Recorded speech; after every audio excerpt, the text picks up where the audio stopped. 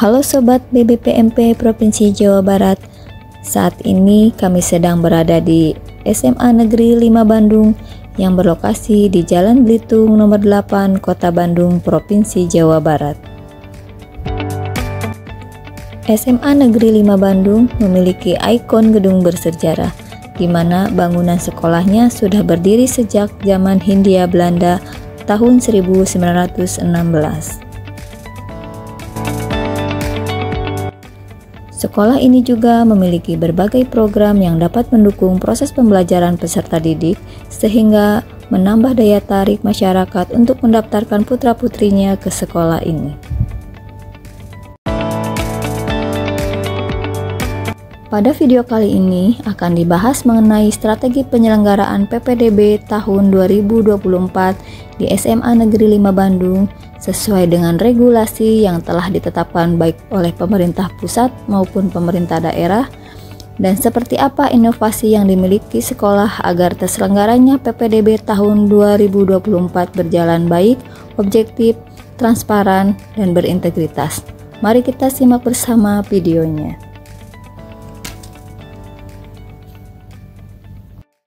Assalamualaikum warahmatullahi wabarakatuh. Nama saya Dede Rustiawan Kusmana, Wakil Kepala Sekolah Bidang Kesiswaan SMA Negeri 5 Bandung. PPDB tahun 2024 insya Allah akan kita mulai pada tanggal 3 sampai dengan 7 Juni untuk tahap 1, kemudian tanggal 24 sampai tanggal 28 untuk tahap 2. Nah, untuk tahap 1 jalurnya adalah zonasi, kemudian yang kedua adalah KETM atau kelompok ekonomi tidak mampu. Lalu tahap 2 itu jalurnya adalah jalur prestasi, terdiri dari prestasi rapot dan prestasi kejuaraan, kemudian jalur perpindahan tugas orang tua dan anak guru, dan jalur PDBK. Nah, untuk mempersiapkan pelaksanaan kegiatan PPDB ini, tentu kita pertama mendapatkan berbagai informasi baik secara tertulis maupun tayangan di Zoom yang sudah dilaksanakan oleh Dinas Pendidikan Provinsi Jawa Barat. Kemudian setelah itu kami membentuk panitia di tingkat satuan pendidikan. Ada pengarahan dari Ibu Kepala Sekolah, kemudian juga dari Ketua Panitia Pelaksanaan, yang intinya adalah pembagian tugas masing-masing sesuai dengan bidang pekerjaannya. Kemudian juga yang berikutnya adalah kami mengharapkan kepada seluruh panitia untuk mempelajari aturan-aturan yang nanti tertulis di dalam peraturan gubernur sesuai dengan PPDB atau SOP yang nantinya akan dikeluarkan dari Dinas Pendidikan Provinsi Jawa Barat. Dan setiap panitia ditekankan harus mengacu kepada peraturan gubernur dan SOP dari Dinas Pendidikan Provinsi Jawa Barat. Dan harus satu kata, satu tindakan sesuai dengan peraturan dan tidak boleh keluar dari peraturan yang sudah ada. Selanjutnya, perbedaan untuk tahun 2023 dengan 2004 sekarang, selain tahap 1 dan tahap 2, perbedaannya juga di persyaratan, terutama di persyaratan khusus. Persyaratan khusus bagi pendaftar afirmasi KETM dan jalur zonasi di tahap 1 ini, bagi CPD yang tinggal dengan wali, tidak tinggal dengan orang tua, itu berlaku ketentuan sebagai berikut. Yang pertama, telah berdomisili paling singkat 1 tahun, dibuktikan dengan kesesuaian data kota kabupaten pada kartu keluarga wali dengan sekolah asal pada saat kelas 9. Yang kedua, dibuktikan dengan kesesuaian nama wali pada buku rapot atau ijazah. Yang ketiga, melampirkan surat kematian dari RT RW tempat orang tua meninggal jika orang tua telah meninggal dunia. Kemudian yang keempat, melampirkan surat atau akta cerai dari instansi berwenang jika orang tua telah bercerai. Lalu yang kelima, wajib melampirkan pernyataan surat tidak keberatan dari kepala keluarga yang menerima CPD untuk berdomisili dan tercantum dalam kartu keluarganya, serta surat kuasa pengasuhan dari orang tua.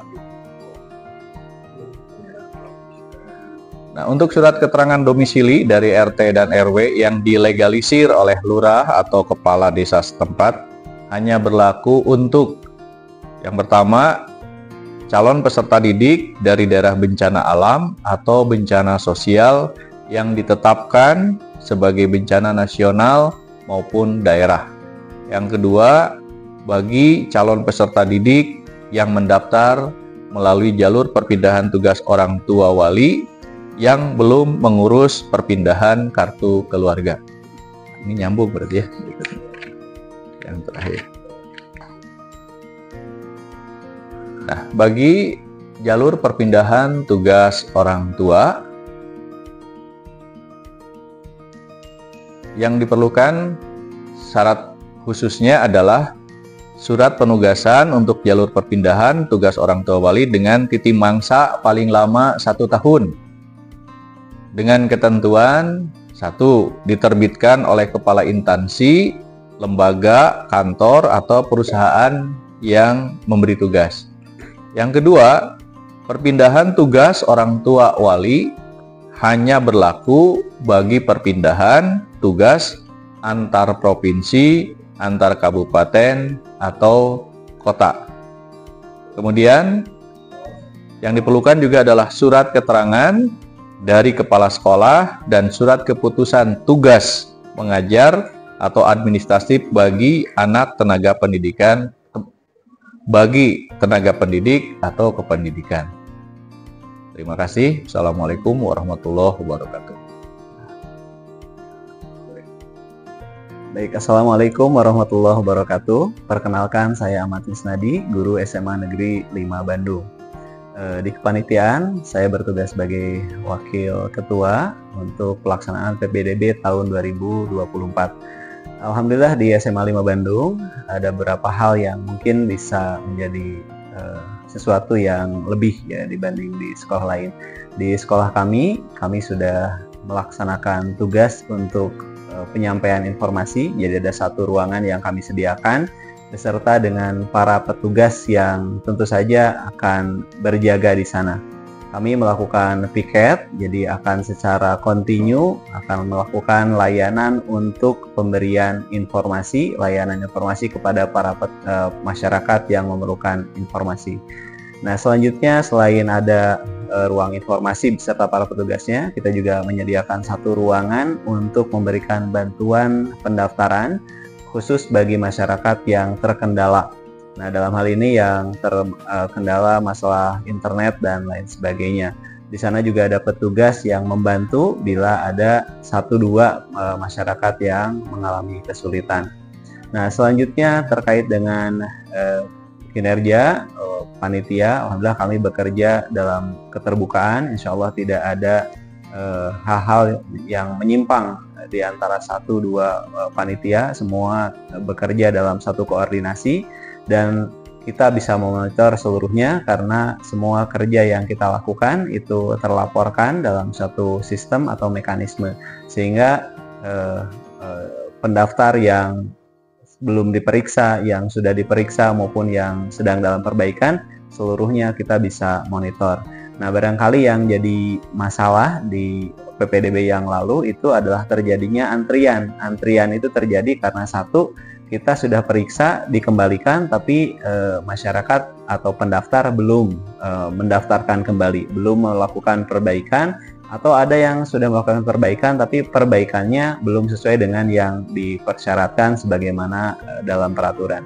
Kemudian yang berikutnya juga barangkali ada yang mengatur strategi, sehingga di pendaftaran mereka ada kecenderungan untuk melihat dulu situasi kondisi, sehingga cenderung terjadi penumpukan di hari terakhir. Nah, akibatnya karena kita resourcesnya terbatas untuk memeriksa dan lain sebagainya, sehingga setahu saya dua PPDB terakhir ini memang ada kecenderungan terjadi penumpukan di hari-hari terakhir untuk diperiksa, sehingga masyarakatnya panik karena ini bagaimana mungkin sudah dari hari kemarin tapi belum terperiksa. Ya, kondisinya adalah karena terjadi penumpukan. Nah, barangkali bisa menjadi masukan untuk masyarakat atau para pendaftar, mohon untuk melakukan pendaftaran lebih awal sehingga ada waktu untuk nanti melakukan koreksi, perbaikan, dan insya Allah dari sisi pemeriksaan dokumen dari kami juga akan bisa lebih cepat karena tidak dalam situasi yang menumpuk begitu. Barangkali itu yang bisa disampaikan. Mudah-mudahan kita bisa melaksanakan kegiatan PPDB ini dengan sportif. Tentu saja aturan sudah dibuat dan mari kita patuhi bersama. Demikian, ilahi fi sabilillah. Assalamualaikum warahmatullahi wabarakatuh.